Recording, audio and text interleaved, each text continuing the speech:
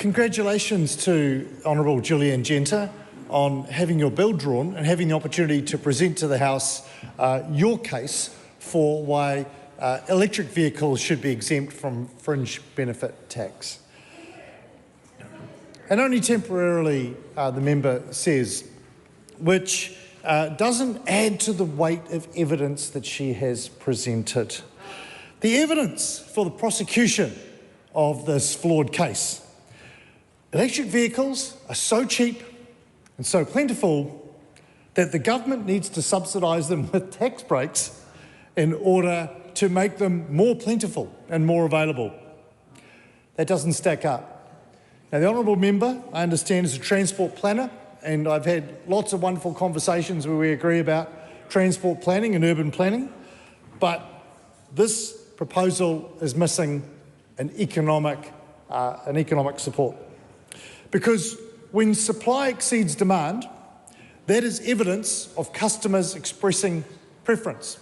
It could also be evidence that suppliers have become so efficient at producing the goods at such a low price that essentially they've flooded the market, they've reached maximum capacity of what consumers of any product will absorb.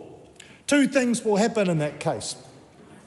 Consumers might suddenly decide to switch preferences based on price, or it may very well be that the manufacturers of those products made a very poor choice in oversupplying the market, investing in plant and equipment that turned out not to be able to achieve its rate of return. The New Zealand taxpayer should not be helping companies who have malinvested or helping consumers who have adequate choice at very low cost. The previous government gave hundreds of millions of taxpayer dollars to subsidise electric vehicles. They taxed tradies who needed to buy utes and vans, and large families who needed to buy larger vehicles, and they transferred that money to another group of consumers to subsidise the cost of their electric vehicles. That artificially stimulated demand, which didn't exist without government interference. Now, this coalition government, the ACT Party included, campaigned to get rid of the ute tax and restore fairness into the vehicle market and for tradies, farmers, big people who need big family cars, and we did that. We delivered that in the first 100 days. We got rid of the ute tax. Gone. Ute tax is no more. And now there's a surplus of electric vehicles, and it's almost like we didn't need the tax. We didn't need the subsidy.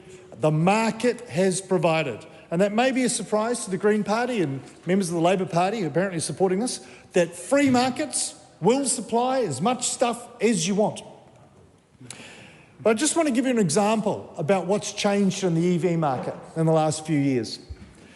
The Hertz rental company in the past week has written off $2 billion of the residual value of its EV rental fleet. Because it turns out after 3 years, they're worth next to nothing. Whereas a different type of a petrol or diesel vehicle with 100,000 k in 3 years on the clock still has a significant, maybe 40 or 50% of its residual value. EVs have next to nothing. There is nothing that the Greens, Labor and other socialist parties wouldn't subsidise in tax and get other people to pay for it.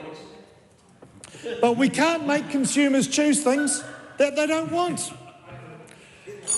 We can't. You can't.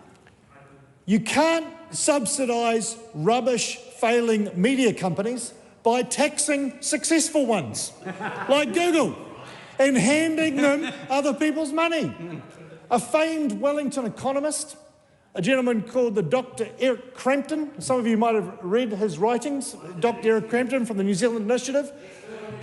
He is an expert on so many topics. He's an expert on Wise's maps. He made the point recently on that wonderful social media channel X that, taken to the extreme, if we want to subsidise businesses that are failing, maybe we could tax Google Maps and give the money to Wise's maps, which sit dusty and unwanted in the service station.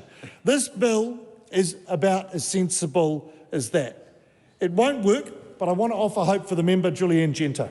Something that is so cheap that they're being given away at cost The market has already solved the problem for consumers and businesses. ACT will not support it, I'm sorry.